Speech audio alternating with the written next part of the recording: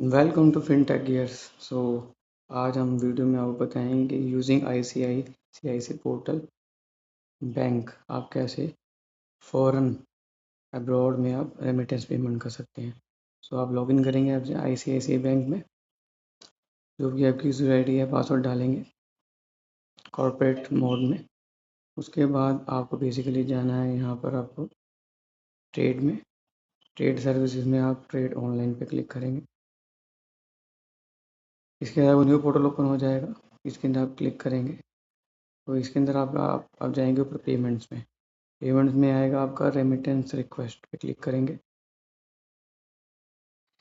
इसको क्लिक करने के बाद आपको डिटेल्स जाने, जैसे कि आपको बेनिफिशियरी डिटेल्स जाने, जिस भी आपको प्रिंसिपल को अपने मैन्युफैक्चरर को पेमेंट करनी है उसकी आप सारी डिटेल डालेंगे, बैंक अकाउंट, शिफ्ट कोड, ये सब चीज़ें, उसका बैंक का एड्रेस, ये सब चीज़ें।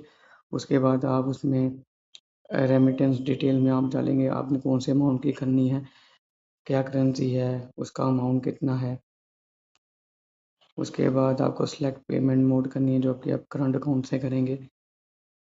उसके बाद ये आपके सेलेक्ट फ़ॉरेन एक्सचेंज रेट। इसमें क्या होता है कि आप बैंक की एक तो ऑटोमेटिक डील बुकिंग कर सकते हैं, और हमने एक डील, और एक होती है कि डील आईडी जो हम बैंक से लेते हैं, हमने यहाँ पर ली हुई है, तो आप उसको सेलेक्ट कर सकते हैं, जिसमें आपको अच्छा एक्सचेंज रेट मिल जाता है। उसके बाद इसको आप ओके कर देंगे। उसके बाद फ़ॉरेन बैंक, उसके बाद आप एडिशनल डिटेल्स में जाएंगे, यहाँ पर आप देखेंगे रेमिटेंस पर्पज़ क्या है आपका, तो इसे बेसिकली हम इम्पोर्ट सेलेक्ट करेंगे। उसके बाद इसमें जो कोड होता है S102 होता है बेसिकली। जैसे इम्पोर्ट सेलेक्ट कर लिए S102, तो S0102 हम सेलेक्ट करेंगे इसके अंदर, जो कि बेसिकली होता है payments towards import settlement other than Nepal and Bhutan. इसके बाद अभी हम कैपिटल आइटम सेलेक्ट कर लेंगे। उसके बाद हम इसमें कोई भी जो भी कंट्रीज हमने इम्पोर्ट करा है उसकी डिटेल डालेंगे, यहाँ पर हम यूनाइटेड स्टेट डाल रहे हैं।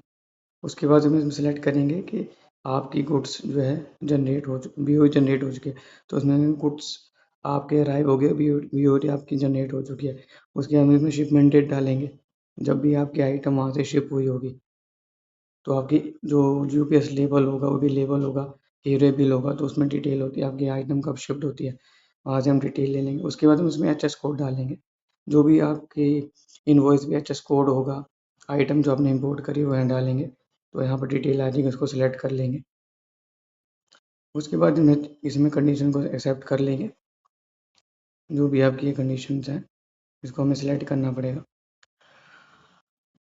उसके बाद यहाँ पर हम रिमार्क डाल सकते हैं, देखिए जैसे कि हम जो भी अपने प्रिंसिपल को पेमेंट कर रहे हैं जिस भी इनवॉइस के रिगार्डिंग, इसमें हम बेसिकली हम डाल सकते हैं अपना इनवॉइस नंबर और उसकी डेट, और ये लिख सकते हैं कि 100% पेमेंट जो भी हम कर रहे हैं उस इनवॉइस के अगेंस्ट, ये रिमार्क डाल सकते हैं इसके अंदर।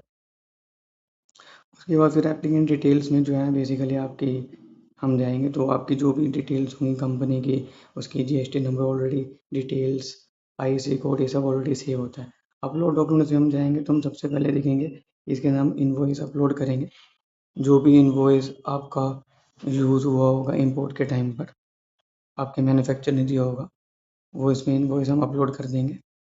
उसके बाद सिमिलरली इसमें उसके साथ पैकिंग लिस्ट भी आती है, वो भी हम इसके अंदर अपलोड कर देंगे। उसके बाद फिर आता है आपका बिल ऑफ एंट्री, सबसे इम्पोर्टेंट। इसमें बिल ऑफ एंट्री जो आपको मिली होगी वो अपलोड कर देंगे।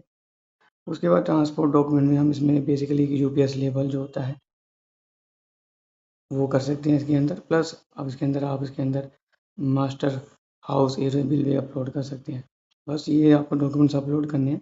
उसके बाद आप एग्री भी करेंगे, सबमिट करेंगे।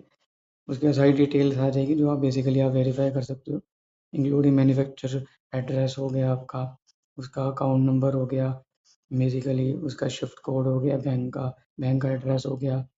तो ये सब चीज़ें इंपॉर्टेंट होती है उसके अंदर बेसिकली कि बैंक का अकाउंट नंबर, शिफ्ट कोड, ये सब चीज़ें आपकी ठीक हो।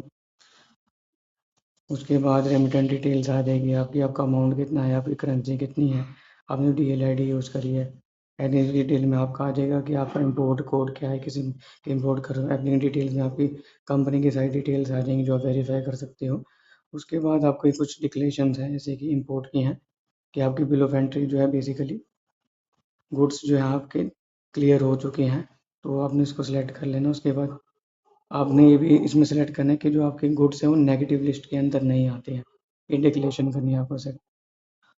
उसके बाद बस आपको भी सबको सबमिट करना है। आप सबमिट करेंगे तो जो है आपका जो है सबमिट में क्लिक करेंगे तो आपकी रिक्वेस्ट रेज हो जाएगी बस। अब ये फिर विद इन आपके 2 to 3 आवर्स जो है बैंक लेगा और आपका जो अमाउंट है उसको ट्रांसमिट कर देगा। तो हमने ये जो पेमेंट करी है अब हमारी पेंडिंग बिल ऑफ इंटरेस्ट भी, जैसे हम पेमेंट्स में जाएंगे आप नीचे BOI में जाएंगे आप सबसे लास्ट वाले में, तो इसमें आप देख सकते हैं कि आपकी इसमें आप क्लिक करेंगे आउटस्टैंडिंग में यहाँ पर, तो देख सकते हैं 2 पेंडिंग है।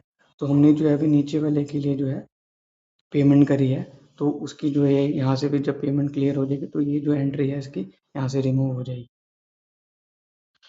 तो इस तरह बेसिकली आप इसमें देख सकते हैं कि आप जो भी आपने इंपोर्ट करा है उसमें कौन-कौन सी बिल ऑफ एंट्री जनरेट हुई है और उसके बाद आप उसके अगेंस्ट कैसे पेमेंट कर सकते हैं यूजिंग ICICI बैंक अगर आपका अकाउंट है।